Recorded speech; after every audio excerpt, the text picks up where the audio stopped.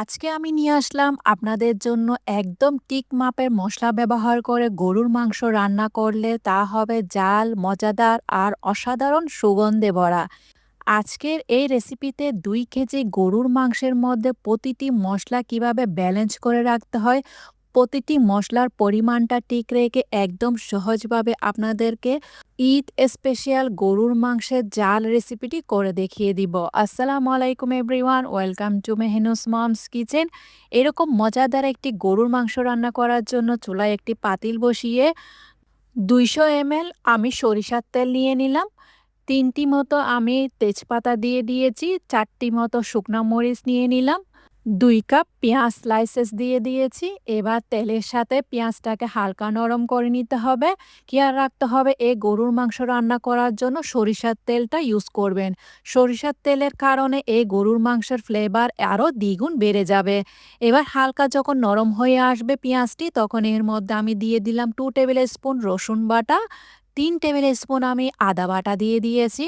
এবার আদা রসুন ভালো করে তেলের সাথে ভেজে নিতে হবে যতক্ষণ না পর্যন্ত আদা রসুন আর পেঁয়াজের কাঁচা গন্ধটা চলে যাবে। যখনই দেখবেন পেঁয়াজ আদা রসুনের কাঁচা গন্ধ চলে গিয়েছে, হালকা একটু ভেজে নেওয়ার পর এর মধ্যে দিয়ে দিয়েছি 2 টেবিল স্পুন আমি লবণটি আপনারা স্বাদ অনুযায়ী দিয়ে দিবেন। 1 টেবিল স্পুন হলুদ গুঁড়া দিয়ে দিলাম, 1 টিস্পুন জিরা গুঁড়া দিতে হবে, জিরা গুঁড়াটা একটু কম ইউজ করবেন। 1 টেবিল স্পুন আমি ধনে গুঁড়া দিয়ে দিলাম, 1 টেবিল স্পুন লাল মরিচ গুঁড়া দিয়ে দিয়েছি, আর কালারটি সুন্দরের জন্য আমি 1 টেবিল স্পুন কাশ্মীরি মরিচের গুঁড়া দিয়ে দিয়েছি, এটি অপশনাল। মশলা যাতে পুড়ে না যায় 2 টেবিল স্পুন পানি দিয়ে এই মশলাটাকে ভালো করে কষিয়ে নিতে হবে। কষাতে কষাতে যখনই দেখবেন তেল উপরে ভেসে এসেছে, তখনই বুঝে নিতে হবে আপনার মশলা একদম পারফেক্টলি কষানো হয়েছে। খেয়াল রাখতে হবে এই মশলাটাকে ভালো করে কষিয়ে নিতে হবে। কষানোর কারণে এই গরুর মাংস একদম পারফেক্ট হয় রান্না করার পরে। এখানে আমি নিয়ে নিয়েছি ২ কেজি গরুর মাংস। গরুর মাংসটা আমি হাড়, চর্বি, মাংস সহ ২ কেজির মতো হয়েছে। এই গরুর মাংসটি দিয়ে দেওয়ার পর মশলার সাথে ভালো করে কষিয়ে নিতে হবে। চুলার আঁচ কিন্তু মিডিয়ামে রাখতে হবে। মশলার সাথে মাংসটাকে ভালো করে মিশিয়ে নেওয়ার পর এটাকে এভাবে মিডিয়াম আঁচে রেখে দিব ঢাকনা দিয়ে প্রায় ১০ মিনিটের জন্য। ১০ মিনিট পর আবার ঢাকনা উঠিয়ে আমি আবার নেড়ে ছেড়ে দিচ্ছি। খেয়াল রাখতে হবে অনবরত নাড়তে থাকতে হবে, না হলে মশলাটি নিচে লেগে যাওয়ার সম্ভাবনা থাকবে।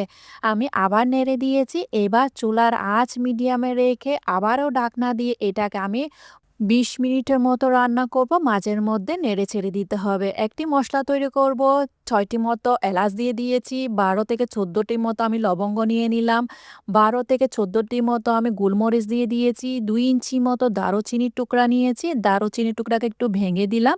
তারপর এর মধ্যে একটি স্পেশাল মশলা যাবে, একটি কালো এলাচ, সেই সাথে এর মধ্যে দিয়ে দিলাম একটি স্টার এনিস বা তারামরি। তারামরিটা দেখতে এমনই হয়, বাজারে কিনতে পাওয়া যায়। 1/4 একটি জয়ফলের একদম ৪ ভাগের ১ ভাগ দিয়ে দিলাম। হাফ আমি জয়ত্রী দিয়ে দিয়েছি, জয়ত্রীর অর্ধেকটা দিয়ে দিলাম। তারপর এই মশলাগুলোকে শুকনো অবস্থায় আমি গুঁড়ো করে নিয়েছি। ব্লেন্ডারের সাহায্যে আপনারা চাইলে পাটাতেও গুঁড়ো করে নিতে পারেন। এবার ২০ মিনিট পর ঢাকনা উঠিয়ে দেখছি গরুর মাংস থেকে যথেষ্ট পরিমাণের পানি বের হয়েছে। যে মশলা গুঁড়ো করে রেখেছিলাম ওই মশলাটা দিয়ে দিয়েছি, ১ টেবিল স্পুনের মতো রেখে দিয়েছি, আমি পরবর্তীতে ইউজ করব।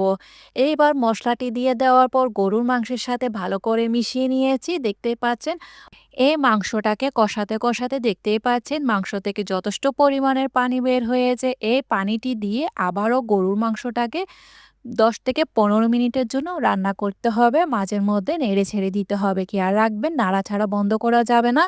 দেখতেই পাচ্ছেন আমার কষানো একদম পারফেক্টলি হয়েছে, তেল উপরে বেশি এসেছে। বুঝে নিতে হবে আপনার গরুর মাংসের কষানোটা একদম পারফেক্ট হয়েছে। এবার এই মাংসটাকে সেদ্ধ করার জন্য আমি এখানে ইউজ করলাম ১.৫ কাপ পরিমাণ ফুটন্ত গরম পানি। গরম পানিটি দিয়ে এই মাংসটাকে সেদ্ধ হওয়ার জন্য আমি বসিয়ে রাখবো। চুলার আঁচ কিন্তু লোতে রেখে এই মাংসটাকে পুরোপুরি সেদ্ধ হওয়ার জন্য রেখে দিয়েছি। মাঝের মধ্যে নেড়ে চেড়ে দিতে হবে। এবার একটি স্পেশাল পেস্ট তৈরি করার জন্য এখানে আমি ১০টি মতো কাজু বাদামকে ভালো করে সেদ্ধ করে খোসা ছাড়িয়ে নিয়েছিলাম। ১০টি মতো কাজু বাদাম দিয়ে দিলাম। 2 টেবিল স্পুন নারকেল কুড়া দিয়ে দিয়েছি, 4 টি মতো আমি কাঁচামরিচ দিয়ে দিলাম।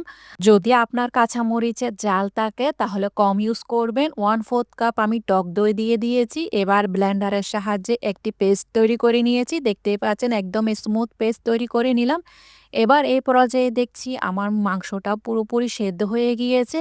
এই পেস্টটি ইউজ করার আগে মাংসটাকে সেদ্ধ করে নিতে হবে একদম প্রপারলি। তারপর আমি তৈরি করে রেখেছিলাম পেস্টটা দিয়ে দিলাম, বাদামের পেস্ট। বাদামের পেস্টটি দেওয়ার পরে যে আমি 1 টেবিল স্পুন মশলা রেখে দিয়েছিলাম ওই মশলাটা দিয়ে দিলাম। এবার সবগুলো ভালো করে গরুর মাংসের সাথে মিশিয়ে নিতে হবে। বাদামের পেস্ট দেওয়ার পরে বেশিক্ষণ আর রান্না করা যাবে না, যেহেতু এখানে আমরা বাদাম পেস্ট দিয়েছি। বাদাম পেস্টটি দেওয়ার কারণে তলানিতে লেগে যাওয়ার সম্ভাবনা থাকবে। তাই মাংসটি সেদ্ধ হওয়ার পরই আমরা এই বাদামের পেস্টটা ইউজ করব। বাদামের পেস্টটি দিয়ে দেওয়ার পর আমরা আর বেশিক্ষণ রান্না করব না এই মাংসটাকে। উপর দিয়ে আমি কিছুটা কাঁচামরিচ দিয়ে দিয়েছি, 4 থেকে 5 টি মতো, হালকা একটি ফ্লেভারের জন্য। এই কাঁচামরিচের কোনো ঝাল নেই। উপর দিয়ে ফ্লেভারের জন্য 3 থেকে 4 টি মতো কাঁচামরিচ দিয়ে এই মাংসটাকে দমে রেখেছিলাম 5 থেকে 6 মিনিটের জন্য একদম লো আঁচে। মাশাআল্লাহ! মাংসের কালারটি যেমন সুন্দর হয়েছে, সরিষার তেল দেওয়ার কারণে এই মাংসর ফ্লেভার আর কালারটি অনেক সুন্দর আর অসাধারণ হয়েছে। আর এই মাংস রান্না করার সময় যে আমরা স্পেশাল মসলা তৈরি করেছিলাম, ওই মসলার ফ্লেভারটি একদম ঘুটঘুটকে ভরা এই মাংসের মধ্যে আসছে। এবার ঈদে অবশ্যই আপনারা ট্রাই করতে পারেন। ঈদের সময় সাদা ভাত বা পোলাওর সাথে এই রেসিপিটি অবশ্যই রাখতে পারেন। উপর দিয়ে আমি কিছুটা পেঁয়াজ বেরেস্তা দিয়ে পরিবেশন করে নিয়েছি। আজকে তাহলে এ পর্যন্ত। দেখা হচ্ছে নতুন আরেকটি রেসিপি নিয়ে এসে। এ পর্যন্ত ভালো থাকবেন, সুস্থ থাকবেন, আমার জন্য দোয়া করবেন।